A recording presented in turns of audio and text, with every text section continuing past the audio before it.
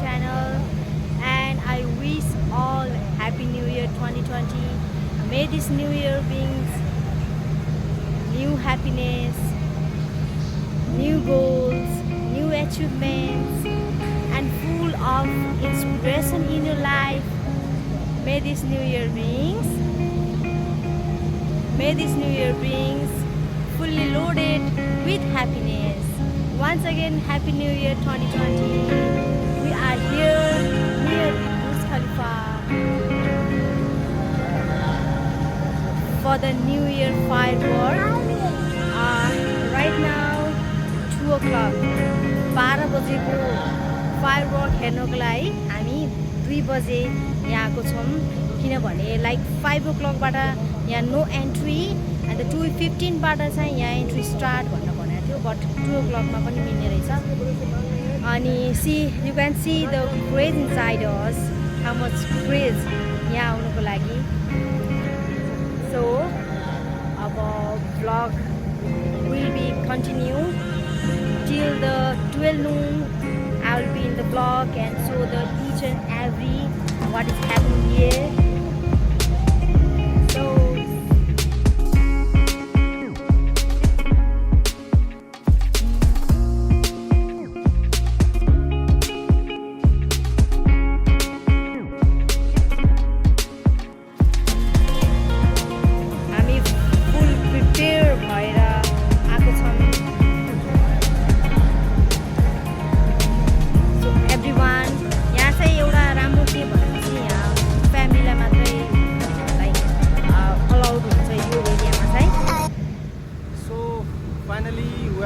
final destination today अनि 2020 साल 2020 को हजुरहरूलाई धेरै धेरै शुभकामना.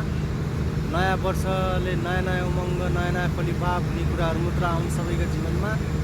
हजुरहरू सबैलाई जति पनि हाम्रा भ्युअर्सहरू हुनुहुन्छ सबैजनालाई happy new year. Happy new year. अरू के छ भन्नु पर्ने, हामी चाहिँ यस्तो ठाउँमा आएर बस्छौँ कि we have a very big space here guys, but we are in a place like एकदम के नो इन्टरप्ट नो डिस्टर्ब आनन्दले कुरामा. किनभने पछि हाम्रा नानीलाई नै सुताउनुसँग हामी फुल्ली व्यवस्थित तरिकाले आछौँ आज. बिस्तारा बेड खानेकुराहरू एभ्रिथिङ वी हेभ हियर होइन. And we have so many stuff over there. खाना किनेर खानु पनि मिल्ने ठाउँहरू छ. भ्यूको त कुरै नगरौँ होइन बाइ द वे.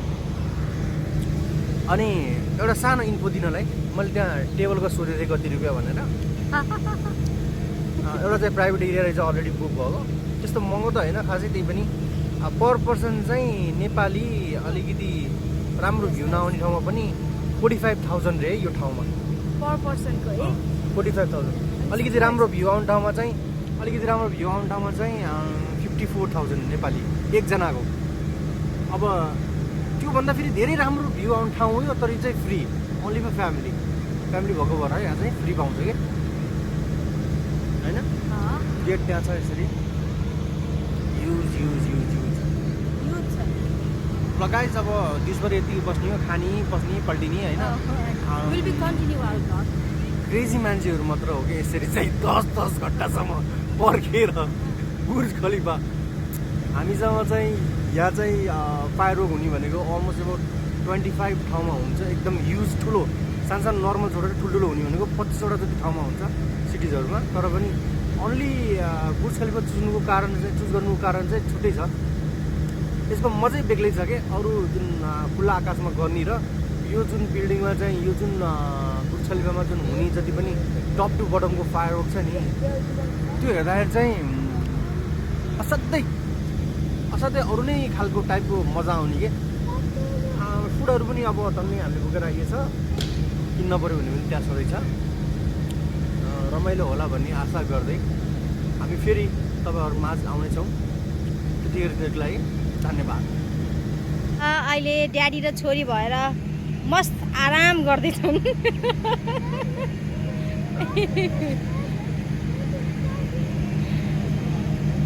बिहान उठेदेखिबाट है यो न्यु इयरलाई भनेर पुरा खाना प्रिपेयर, लन्च घरमा गर्ने लन्च फर्स्टमा प्रिपेयर गरेर खायो, फेरि यहाँ ल्याउनको लागि खाना.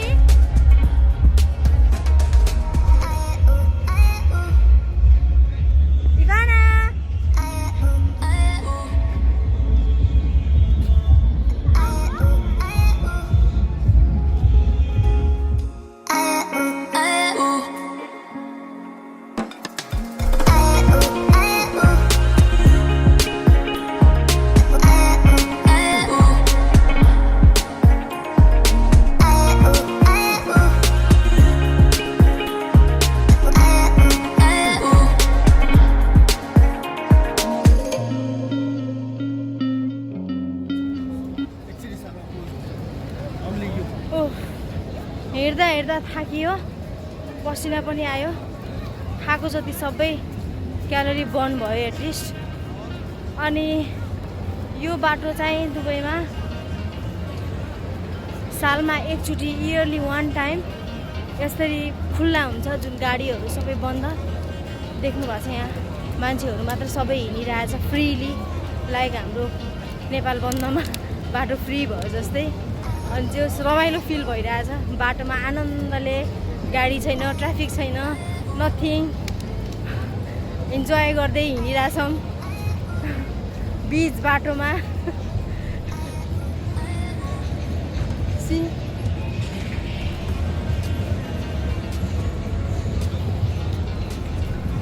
चिल आउट, त्यसको रमाइलो लिइरहेछौँ। So, see you in my next vlog. Bye bye.